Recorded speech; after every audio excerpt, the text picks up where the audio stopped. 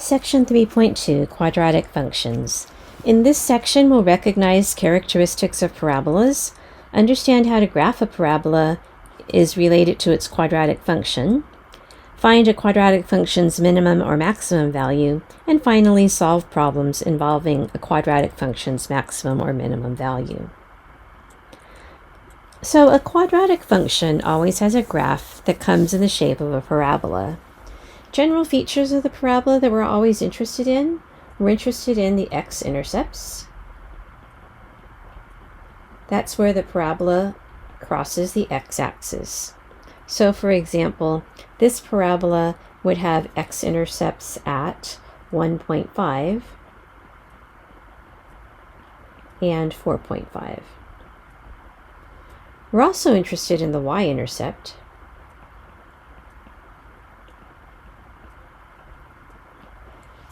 That's the value of the function where x is equal to 0.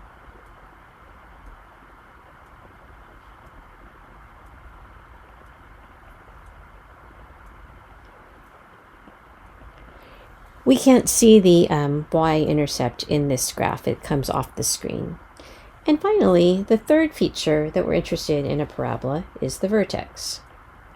The vertex is where the parabola changes direction. So for example, this parabola has a vertex at the point 3, -2. And so we're going to practice reading off the x-intercepts, the y-intercepts, and the vertex from some graphs of parabolas. Let's take a look at another example.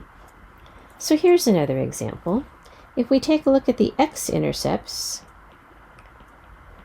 asking ourselves where does this parabola cross the x-axis, we can see that it doesn't have any. It's never going to cross the x-axis. If we look for the y-intercept, we can see it's right here. And that's the point 0, 5. And if we look for the vertex, where the parabola changes direction, that would be right here at the point 2, 1. This parabola is different than the others in that it opens downward instead of upward, but we can still look for the intercepts and the vertex. So if we look for the x-intercepts, this graph crosses the x-axis here and here. If we were to give the coordinates of those points, the x-intercepts are x equals -4.5, 4.5, and x is equal to let's see what that would be, the point -2.5. If we look for the y-intercept, where does it cross the y-axis? It crosses the y-axis here. So that would be at, thinking of the scale of this graph, it's going to cross the y-axis at the point 0, -7. And finally, let's take a look at the coordinates of the vertex.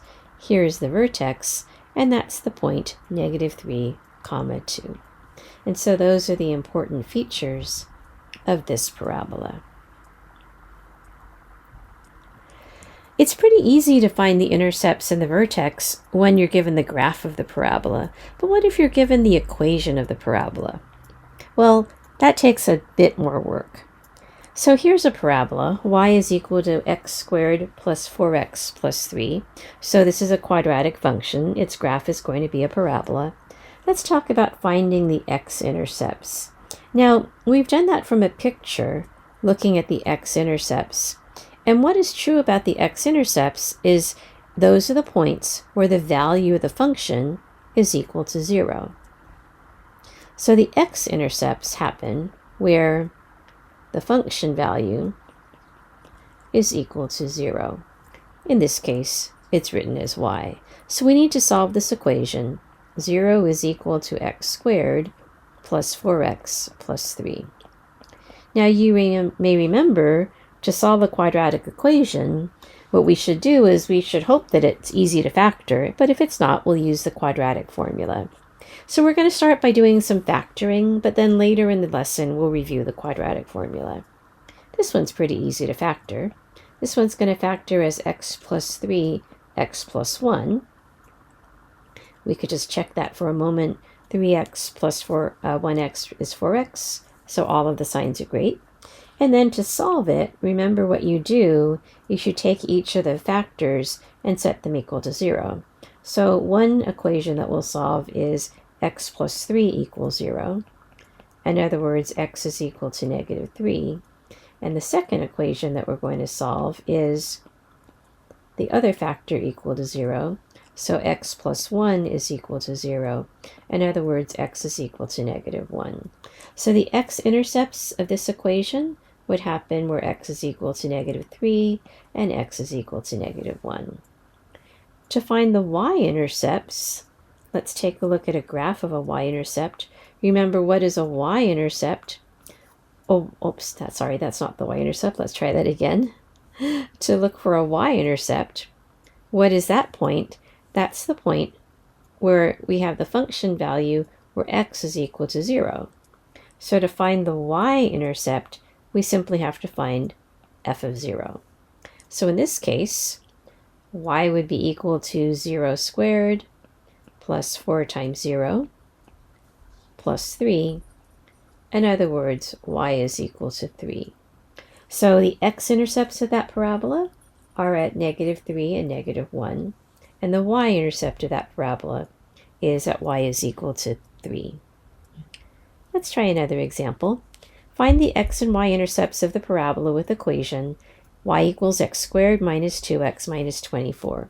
So again, when you want to find the x-intercepts, you're trying to solve the equation 0 is equal to x squared minus 2x minus 24. And we're going to hope that these factor.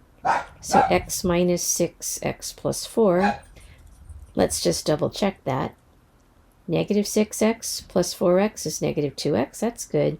And the signs are great. So yes, that's how it factors. So after we factor it, we have to remember that that means that this factor is equal to 0 and this factor is equal to 0. So we're going to set up two equations. X minus 6 is equal to 0. In other words, x is equal to 6. And we'll take a look at the other factor. X plus 4 is equal to 0. In other words, x is equal to negative 4. So the x-intercepts occur where x is equal to 6 and where x is equal to negative 4. To find the y-intercepts, we find the function value when x is 0. So in other words, y is equal to 0 squared minus 2 times 0 minus 24. And so the y-intercept occurs at negative 24. All right, here's one for you to try. Find the x and y-intercepts of the parabola with equation x squared plus x minus 12. And just to help you get started, I'll just remind you that if you were to factor this one factors as x plus 4 times x minus 3. So see if you can go ahead and finish that off. You want to find out what the x-intercepts are, and you want to figure out what the y-intercept is.